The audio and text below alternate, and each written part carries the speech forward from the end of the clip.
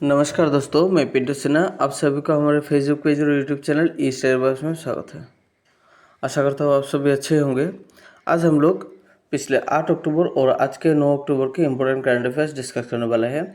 Total हम लोग यहाँ पे 4 टॉपिक डिस्कस करने वाले हैं। उन 4 टॉपिक के साथ बहुत सारे इंपॉर्टेंट पॉइंट आप लोगों के साथ डिस्कस करने वाला हूँ, जो आप लोगों के आने वाले एग्जाम, जैसे असम रिक्रूटमेंट का जो ग्रेड 4 का एग्जाम आने वाला है, उनमें बहुत ही फायदेमंद होने वाला है। और स्पेशली एसएससी का जो भी एग्जाम चल रहा है वो उसमें भी बहुत ही फायदेमंद होने वाला है। तो वीडियो को अंत तक देखिएगा और पॉज मत करिएगा। जो भी एक्स्ट्रा पॉइंट हम लोग डिस्कस करते हैं उसी एक्स्ट्रा पॉइंट के साथ आप लोग नोट करके रखिएगा, जो आप लोग के एग्जाम में बहुत ही फायदेमंद होने वाला है। तो आज का टॉपिक डिस्कस करने से पहले हम लोग लास्ट वीडियो के क्वेश्चन ऑफ द डे का जो क्वेश्चन था, उन क्वेश्चन का आंसर पहले करते हैं, फिर बाद में डिस्कस करेंगे। तो क्वेश्चन ऑफ द डे में क्वेश्चन था, in which year Kannada was recognized as a classical language of India. तो कन्नड़ा लैंग्वेज जो है वो भारत के क्लासिकल लैंग्वेज बन के कब रिकॉग्नाइज कर दिया गया था। Option B is the correct answer. 2008 पे कन्नड़ा लैंग्वेज इंक्लूड किया गया था भारत के क्लासिकल लैंग्वेज कैटेगरी में, ठीक है। और पहला क्लासिकल लैंग्वेज कौन सा लैंग्वेज था, अगर क्वेश्चन आता है तो आंसर होगा तमिल। जैसे लास्ट टाइम मैंने डिस्कस किया था, तमिल जो है पहला क्लासिकल लैंग्वेज है, 2004 को इंक्लूड किया गया था, ठीक है। जिन्होंने भी हमारा लास्ट वीडियो नहीं देखा है, हमारे लास्ट वीडियो पे जाके देख लीजिएगा, डिस्क्रिप्शन में दिया गया है लिंक, तो आप लोग लिंक पे क्लिक करके हमारा लास्ट वीडियो देख सकते हो, ठीक है। वहाँ पे भी बहुत सारा इंपॉर्टेंट फैक्ट हम लोगों ने डिस्कस किया था, जो आप लोगों के एग्जाम में बहुत ही फायदेमंद होने वाला है, ठीक है। तो आज का पहला टॉपिक है, which country will host the first kho kho world cup इन 2025। तो पहला खो खो वर्ल्ड कप जो होने वाला है, ऑर्गेनाइज करने वाला है खो खो फेडरेशन और इंटरनेशनल खो खो फेडरेशन और kho kho federation of India, दोनों मिलके पहला kho kho world cup organise करने वाला है। और कहाँ पे होने वाला है, वो हमारे भारत पे होने वाला है। Option A is the correct answer. तो खो खो जो स्पोर्ट्स है, उन स्पोर्ट्स का पहला वर्ल्ड कप होने वाला है हमारे भारत पे, जो आने वाले 2025 में होगा भारत में। और ऑर्गेनाइज करने वाला है kho kho federation of India और खो खो इंटरनेशनल खो खो फेडरेशन, दोनों फेडरेशन मिलके, दोनों ऑर्गेनाइजेशन मिलके खो खो का जो वर्ल्ड कप है वो ऑर्गेनाइज करने वाला है, ठीक है। और ये पहला वर्ल्ड कप होने वाला है। और यहाँ पे जैसे मैंने दिया है, kho kho federation of India का प्रेसिडेंट जो है सुधांशु मित्तल।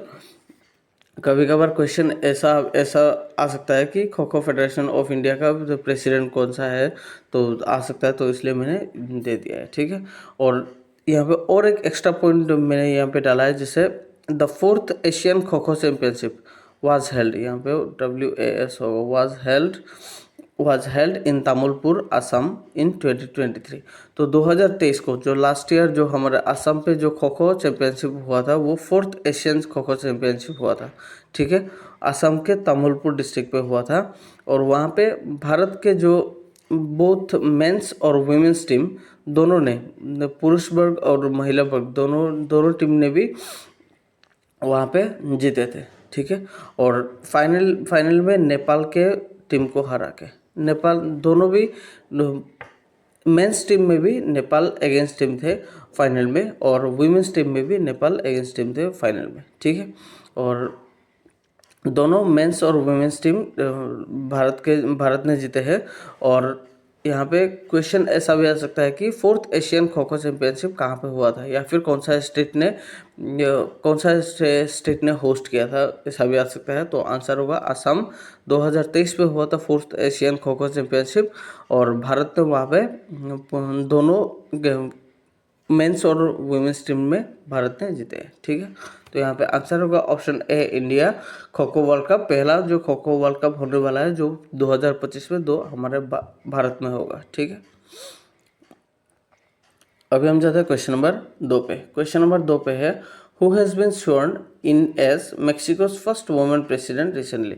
तो जून महीने में इस साल के जून महीने में इलेक्शन हुआ था मेक्सिको पे, प्रेसिडेंशियल इलेक्शन। तो वहाँ पे क्लोदिया शेनबॉम ने जीते थे, क्लोदिया शेनबॉम ने जीती थी। और हाल ही में मतलब 1 अक्टूबर से क्लोदिया शेनबोन ने शपथ ग्रहण किए हैं मेक्सिको के प्रेसिडेंट के लिए। तो यहाँ पे क्वेश्चन है कि मेक्सिको के पहला महिला प्रेसिडेंट कौन बनी है और किन्होंने मतलब शपथ ग्रहण किए हैं मेक्सिको के पहला महिला प्रेसिडेंट बन के। तो option A Claudia Sheinbaum Pardo, option B Francesca Sivarsia, option C Claudia Rodriguez de Guevara, option D none of the above.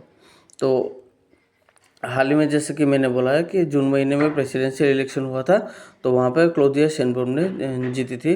तो हाल ही में उन्होंने मेक्सिको के प्रेसिडेंट के लिए शपथ ग्रहण लिए हैं।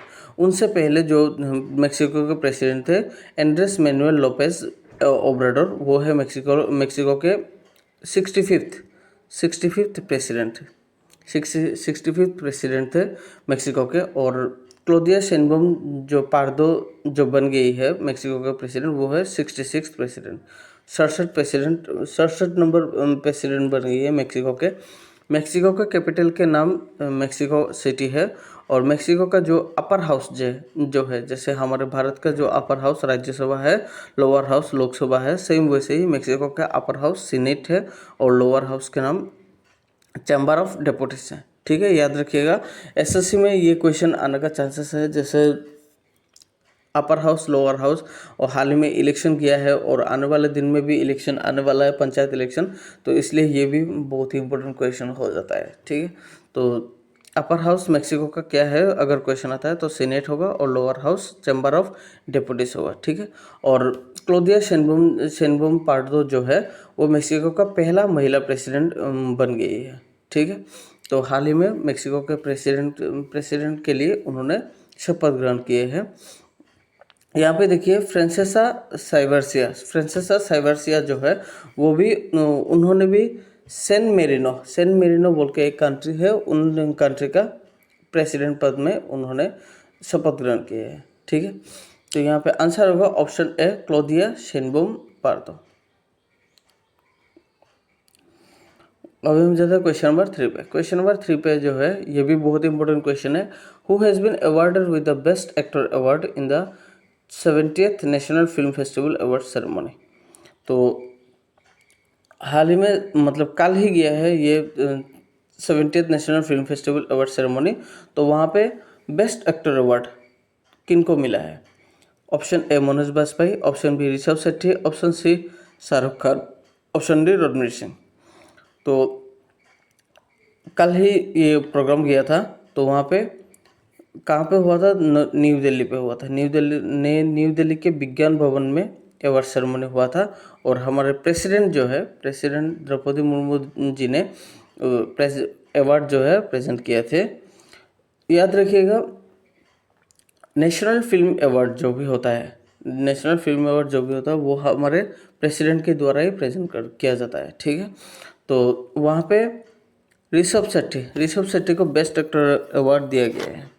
ठीक है, ऋषभ शेट्टी जो है कांतारा मूवी, जो साउथ के कांतारा मूवी है, उस कांतारा मूवी में अच्छा परफॉर्मेंस करने के लिए उनको बेस्ट एक्टर अवार्ड दिया गया है।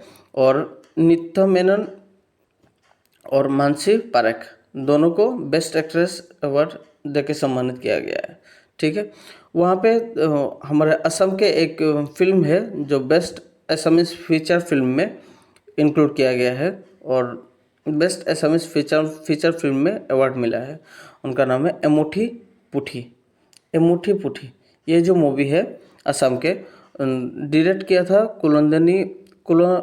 कुलनंदिनी महंत। जैसे कि अभी हाल ही में जो एडीआर का जो एग्ज़ाम गया था, 3 एग्ज़ाम गया था एडीआर का ग्रेड 3 का, उनमें असम के इम्पोर्टेंट क्वेश्चन भी बहुत आया था। हम असम के फिल्म के बारे में भी आया था और डायरेक्टर के बारे में भी शायद आया था, और जो असम के बुक्स के बारे में भी स्पेशल आया था। तो इसलिए ये क्वेश्चन भी बहुत ही इम्पोर्टेंट हो जाता है। एमुठी पुठी जो मूवी है वो best Assamese feature film award मिला है 70th national film award festival में। ठीक है, तो एमुठी पुठी फिल्म जो है उनका डायरेक्टर कौन था अगर क्वेश्चन आता है तो कुलनंदिनी महंतो जो है मोटी पुठी मूवी का डायरेक्टर है। ठीक है, याद रखिएगा 70th national film festival award ceremony में ऋषभ शेट्टी कांतारा मूवी के लिए उनको बेस्ट एक्टर अवार्ड दिया गया है और नित्या मेनन, मानसी पारेख दोनों को बेस्ट एक्ट्रेस अवार्ड देकर सम्मानित किया गया है। और national film festival award president के द्वारा ही दिया जाता है और इस बार जो हुआ है इसका एडिशन है 70th एडिशन। ठीक है, तो यहाँ पे आंसर होगा ऑप्शन बी, ऋषभ शेट्टी। अभी हम जाते हैं क्वेश्चन नंबर 4 पे।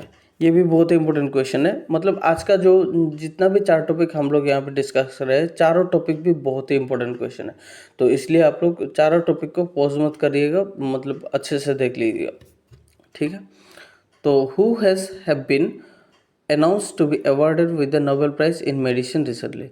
तो नोबेल प्राइज जो है, नोबेल प्राइज इन मेडिसिन या फिर नोबेल प्राइज इन फिजियोलॉजी भी आ सकता है। मेडिसिन के अलावा फिजियोलॉजी भी आ सकता है, फिजियोलॉजी। ठीक है, नोबेल प्राइज इन फिजियोलॉजी भी आ सकता है, मेडिसिन या फिर फिजियोलॉजी दोनों भी एक ही है। तो Nobel prize in medicine award 2024 में किनका नाम हाल ही में अनाउंस किया गया है, जो आने वाले 10 दिसंबर को दिया जाएगा। नोबेल प्राइज़ हमेशा 10 दिसंबर को दिया जाता है, हर साल 10 दिसंबर को दिया जाता है।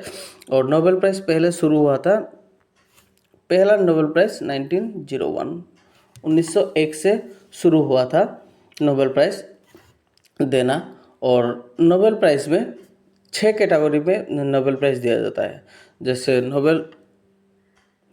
Nobel prize in medicine, Nobel prize in physics, Nobel prize in chemistry और Nobel prize in literature, Nobel prize in peace और लास्ट में नोबेल प्राइज़ इन इकोनॉमिक्स जो है वो 1969 में इंक्लूड किया गया था। ठीक है, 1969 में पहला Nobel prize in economics award दिया गया था। उनसे पहले जितना भी अवार्ड दिया गया था, 5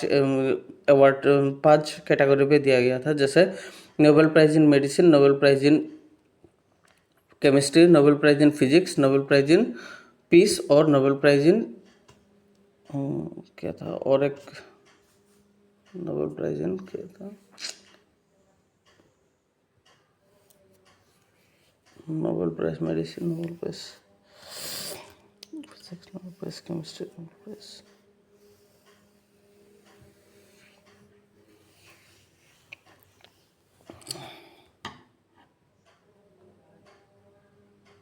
और नोबेल प्राइज़ इन लिटरेचर। तो इन पाँचों अवार्ड पहले दिए गए थे और बाद में 1969 के बाद नोबेल प्राइज़ इन इकोनॉमिक्स दिए गए थे। ठीक है, तो यहाँ पे क्वेश्चन जो है, हाल ही में Nobel prize in medicine award जो है वो किनका नाम अनाउंस किया गया है। ठीक है, option A Victor Ambros, option B Gary Ruvkun, option C Geoffrey E Hinton, option D both A and B. थोड़ा हम यहाँ पे डिस्कस करते हैं। The Nobel prize in physics to John J Hopfield USA और Geoffrey E Hinton England for their foundation contributions of to machine learning through artificial neural networks. तो Nobel prize in physics जो है John J होपफील्ड और वो USA का है और Geoffrey E Hinton वो इंग्लैंड का है। इन दोनों को आने वाले 10 तारीख को 10 दिसंबर को दिया जाएगा Nobel prize in physics award. और Nobel prize in medicine to Victor Ambros वो यूएसए का है और गैरी रूबकुन वो भी यूएसए का है और दोनों को नोबेल प्राइज़ इन मेडिसिन दिया जाएगा आने वाले जो 10 दिसंबर को। ठीक है, याद रखिएगा यहाँ पे ऐसा भी क्वेश्चन आ सकता है कि 2024 के Nobel prize in medicine award मिलने वाले विक्टर एम्ब्रोस वो कहाँ का है, ऐसा भी क्वेश्चन आ सकता है। या फिर गैरी रूबकुन वो कहाँ का है, ऐसा भी क्वेश्चन आ सकता है। तो वहाँ पे आंसर होगा दोनों भी यूएसए का है। और उन्होंने क्या डिस्कवर किए करके, कौन सा चीज़ डिस्कवर करके उन दोनों को Nobel prize in medicine award दिया गया था, अगर क्वेश्चन आता है तो आंसर होगा discovery of micro RNA, discovery of micro RNA ये डिस्कवर किया था उन दोनों ने, तो वह इसलिए उन दोनों को नोबेल प्राइज़ इन मेडिसिन या फिर Nobel prize in physiology award देकर सम्मानित किया गया है और आने वाले 10 दिसंबर को उन लोगों को दिया जाएगा। ठीक है, तो यहाँ पे आंसर होगा बोथ ए एंड बी, तो option D is the correct answer. फिर से इस टॉपिक को मैं फिर से रिपीट कर देता हूँ। नोबेल प्राइज़ सबसे पहले 1901 में दिया गया था और 1901 से नोबेल प्राइज़ दे रहा है हर साल, और हर साल 10 दिसंबर को अल्फ्रेड नोबेल के बर्थ एनिवर्सरी को याद करके हर साल 10 दिसंबर को नोबेल प्राइज़ दिया जाता है। ठीक है, 10 दिसंबर से पहले जिन जिन को देने वाला है उनका नाम अनाउंस किया जाता है और 10 दिसंबर को हर साल दिया जाता है। ठीक है, और नोबेल प्राइज़ सबसे पहले जब हुआ था, दिया गया था, तो 5 कैटेगरी भी दिया गया था। Nobel prize in medicine, Nobel prize in literature, Nobel prize in physics, Nobel prize in chemistry और नोबेल प्राइज़ इन पीस। इन 5 कैटेगरी पे दिया गया था और लास्ट में 1969 पे Nobel prize in economics include किया गया था। ठीक है, नोबेल प्राइज़ इन इकोनॉमिक्स 1969 से दे रहा था। ठीक है, अभी नोबेल प्राइज़ में 6 कैटेगरी पे मिला जाता है। ठीक है, तो इस साल जो नोबेल प्राइज़ मेडिसिन में जिन जिन को मिलने वाला है उन दोनों का नाम विक्टर एम्ब्रोस और गैरी रुपकुन, और फिजिक्स में जॉन जे हॉपफील्ड और जेफ्रे ई हिंटन, इन दोनों को मिलने वाला है। तो आज 9 तारीख है, कल 10 तारीख है और परसों 11 तारीख है। इन तीनों दिनों में और 3 कैटेगरी का जो नोबेल प्राइज़ मिलने वाला है उन तीनों कैटेगरी का नाम भी अनाउंस किया जाएगा। तो आने वाले वीडियो में हम लोग उन लोगों का नाम मेंशन करके दे देंगे। ठीक है, अभी हम जाते हैं आज के क्वेश्चन ऑफ द डे में। क्वेश्चन ऑफ द डे में एक क्वेश्चन है कि what is the capital of Mexico. Option A Mexico city, option B Lima, option C Las Vegas, यहाँ पे लास वेगास होगा, ऑप्शन डी न्यूयॉर्क। तो इन चारों में से एक ऑप्शन तो होगा ही इस क्वेश्चन का आंसर। तो आप लोग कमेंट बॉक्स में दे दीजिएगा, जिनका भी आंसर करेक्ट होगा उनका नाम मैं नेक्स्ट वीडियो पे मेंशन करके दे दूंगा। कोशिश करिए आप लोग आंसर देने के लिए, ताकि मेरा भी मनोबल अच्छा हो जाए, बढ़ जाए मनोबल। तो आज के वीडियो में बस इतना ही। अगर वीडियो अच्छा लगे तो ज़्यादा से ज़्यादा शेयर करिएगा, हमारे चैनल को सब्सक्राइब करना मत भूलिएगा, फेसबुक पेज को फॉलो करना मत भूलिएगा, वीडियो को लाइक करना मत भूलिएगा। ठीक है, तो मिलते हैं अगले वीडियो पे, और बहुत सारा इंपॉर्टेंट पॉइंट आप लोगों के लिए अगले वीडियो में लाने वाला हूँ। आप लोग जुड़े रहिएगा हमारे चैनल के साथ। वीडियो को अंत तक देखने के लिए धन्यवाद।